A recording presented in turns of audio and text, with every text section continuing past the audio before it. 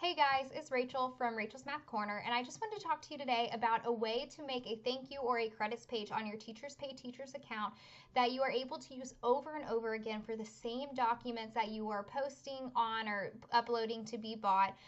That makes your life a little bit more efficient and easier to make these documents. So especially if you're first starting out, it's pretty difficult, and looking at people who have been very successful on Teachers Pay Teachers, it's very overwhelming looking at their products because they're very well done. They're very specific to each document, and in your head you're just kind of thinking, I don't have the time for this. I don't know how they do that. And that's true. These people have been working on these documents for years. Some of these sellers have been online for about 10 years. So with that, for me, I've been online for about 2 years. The first year really of that was just to purchase items as I was, getting into the teaching field.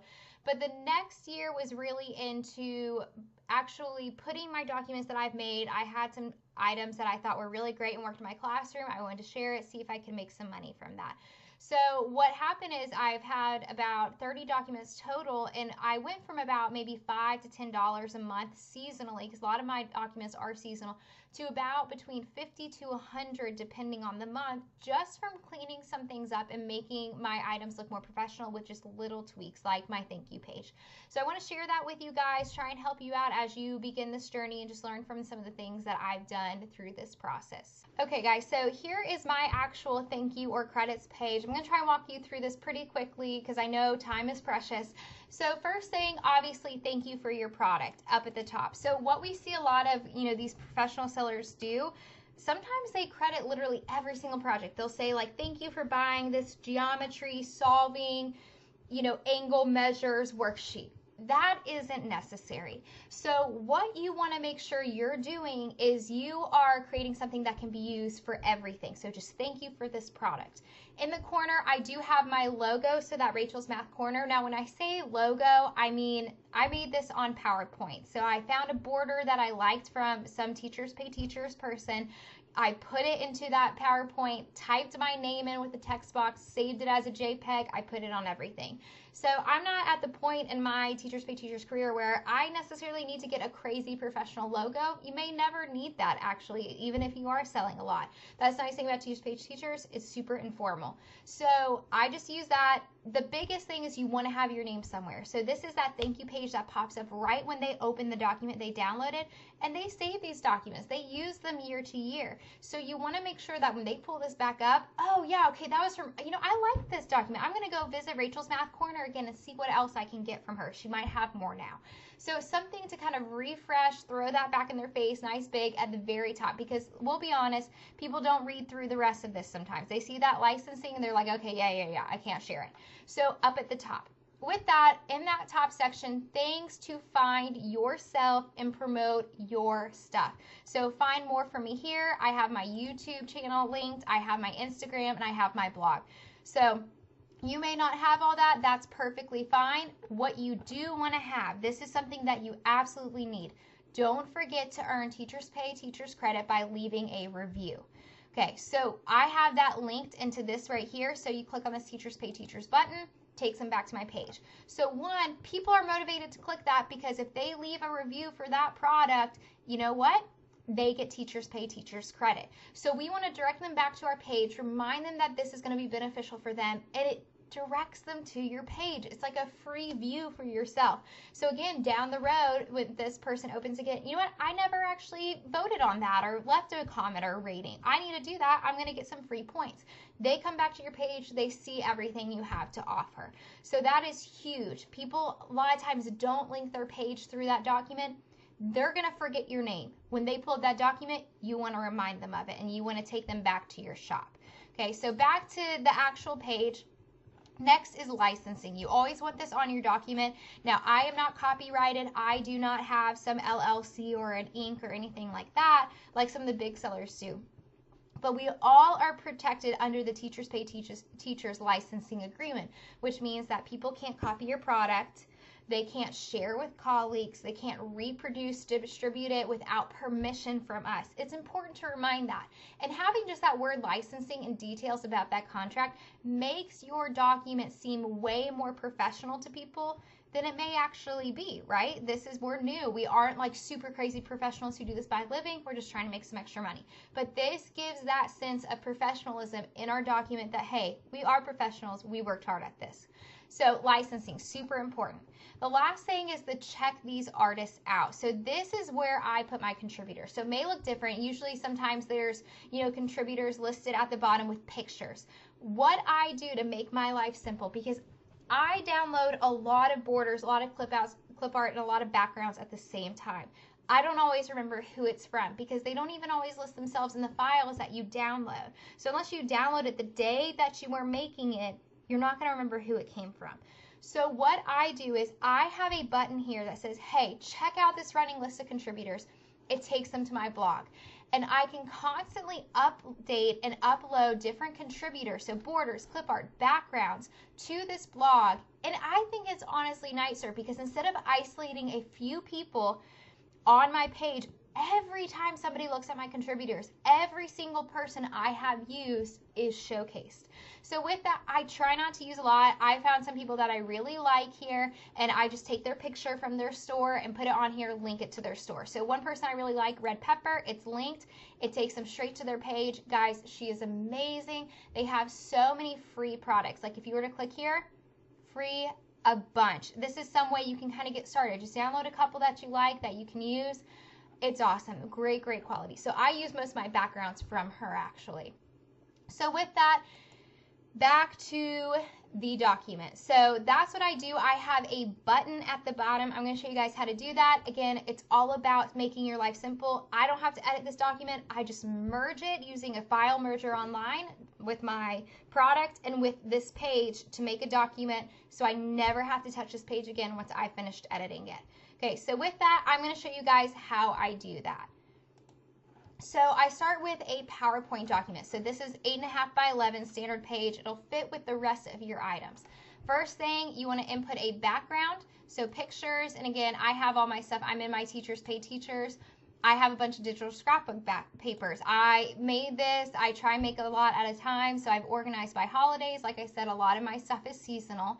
So I think this was the background that I actually used here. So I'm going to not stretch it down like this, right? It kind of distorts the image. I'm going to pull it out and then crop. Never distort the image. Pull it out and then crop to the size you need. So I'm going to bring this in so that way nothing looks fuzzy. You can kind of see the background page behind it. So I'm going to leave it there. And then now it still looks clean and nice and not distorted or elongated or stretched. So with that, instead of using a shape, so many people love to use shape and add text, and it is so hard to format because it moves everything around all the time. I always use a text box because once you make it, yes, it changes size. So I'll show you that. I've made it big. I'm going to fill it with white just like I would the shape. I'm going to do the outline just like I would a shape. So nothing's different from creating those shape blocks. But when I type, it does disappear. So I'll say, thank you for purchasing this product. Lots of exclamation points, right? Because we're excited. I'm going to change the font to curls because I love this one. It's just fun and cute. And I'm going to make the font a lot bigger, right? Thank you for purchasing this product. Okay, yes, my text box shrunk, right? And if I try and pull it, it doesn't go down, right? And this is what's frustrating a text box. Okay, guys? Easy thing about it, I can just hit enter and it lengthens my text box. And so this I can manipulate. I can go back and start typing, and this doesn't distort the actual level of everything like a shape would. So with that, I'm going to now put, don't forget to rate this product, or don't forget to earn Teachers Pay Teacher credit by rating this product. So that's kind of small. I always use Century Gothic. That's one of my favorite fonts here. I think it's just clean and nice. So I'm going to do that here. Now I want to leave room for my logo in the top corner, so I think I'm going to put it like this. And I may actually make this smaller. So we'll see how that looks. I'm going to go ahead and insert my logo. Again, like I said, it can be super simple. You just make it through PowerPoint, kind of like you're making this, and save it as a JPEG. So one thing with mine though, I do need to set that white as transparent. I show you guys how to do that and how to make a preview watermark in one of my other videos, which I'll link below. So I just put that in the corner. So you know what, I can make this bigger, and it's just a lot of playing around with what you want, right? A lot of this is just getting creative, but again, that's the thing. You only have to get creative once because you're using this once for every single thing. So don't forget to earn Teachers Pay Teachers by rating this product. You can go online and find images of Teachers Pay Teachers logo. I can go online, copy an image from that, right? We have a couple of them. I would maybe use that. That looks nice and clean. But like I said, I actually downloaded social media clip art, so I'm going to use that, my clip art, and then you can see I have social media right there. So Teachers Pay Teachers logo, bring it in. Now, in order to link, so I might put it right there. In order to link it, you have to go back to your store. So I am going to use my document to go to my store. So I'm going to click on that.